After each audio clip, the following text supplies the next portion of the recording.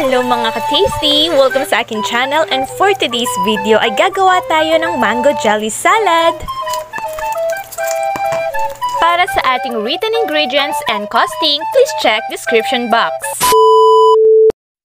Gagamit ako dito ng 24 grams or 1 sachet ng Menu Magic mango chunks at tutunawin natin ito sa tubig hanggang sa ma-dissolve na yung powder.